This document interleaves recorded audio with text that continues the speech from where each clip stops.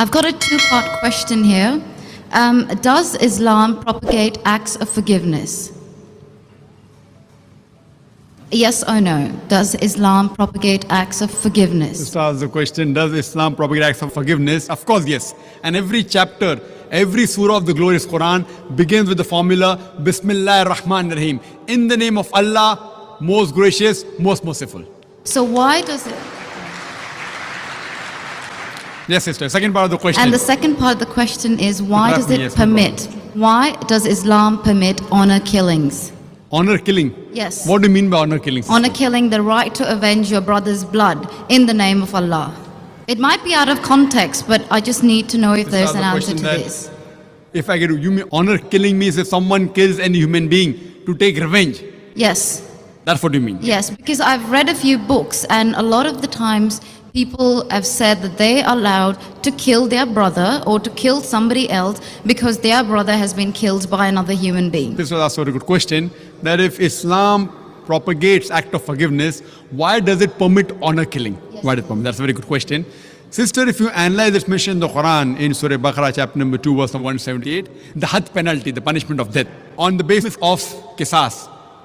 And Allah also says in the Quran, in Surah Ma'idah, chapter number 5, verse number 32, if anyone kills any other human being, whether it be Muslim or non-Muslim, unless it be for murder or for creating mischief in the land, it is as though he has killed the whole of humanity. So as a general rule, if any human being kills any other human being, it is as though he has killed the whole of humanity, except under two circumstances. Unless it is for murder or for creating mischief in the land.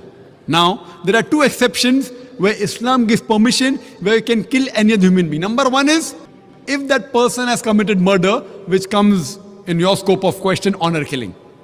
Number two is if he is creating fasad, corruption in this land.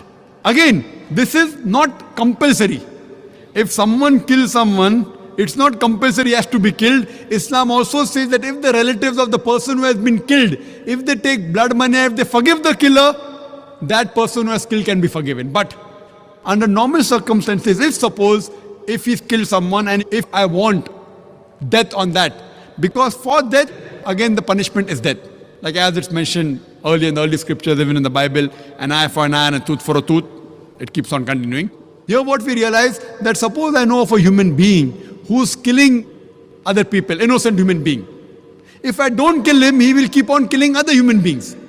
So that law is not only in Islam, it's the law of most of the countries. That if homicide is done, if someone has murdered someone, in many countries, he should be put to death or there's life imprisonment. Even in Islam, that if he's killed someone, if required, he can be killed. But the relatives of the person even can forgive the person, if they want. If they want, they can forgive the murderer. But if they want that he should be put to death, then he'll be put to death. And the second case where a person can be killed is if he's causing corruption in the land. For example, if someone is committing rape. Now rape is nothing but causing corruption in the land. So in this case, that person should be put to death. Because the sin is so heinous. It is such a big crime that there is no other punishment but death penalty. And I have asked this to many non-Muslims, that God forbid, if someone rapes your mother, and if you are made the judge, and the rapist is brought in front of you, what punishment will you give him? And 100% of the non-Muslims, they told me that we will put him to death. Some went to the extreme of saying we will torture him to death. So why these double standards?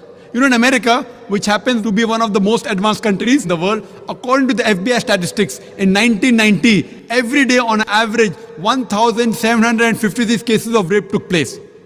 According to 1996 statistics, US Department of Justice, every day 2,713 cases of rape took place. 1990, 1,756. 1996, 2,713. Maybe the Americans got more bold. That means every 32 seconds, one rape is taking place in America.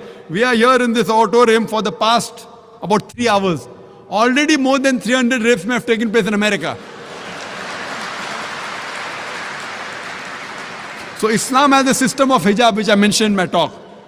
That when a man looks at a woman, he should lower the gaze. The woman should follow the Islamic hijab, which I mentioned earlier. After that, if any man commits rape, he gets capital punishment. Even the American law says that 7 years rigorous imprisonment for a rapist, but most of the time he's let free. So when you ask even a non-Muslim, what punishment will you give? 100% say will put him to death. There was one American who was a smart aleck. In America, he told me, Brother Zakir, first I will give him 5 years rigorous imprisonment. I told him, do you know, according to the Statutes of America, out of those that commit rape, after they imprison and after they're let free, more than 95% commit rape again. So if you want your daughter and your mother to be raped again, you're most welcome. I don't want that. So he said, if that's the case, in the first time itself, put him to death. So in such cases, where there's corruption of land like rape, etc., Islam gives permission, death penalty can even be given for that case. Hope that answers the question, sister.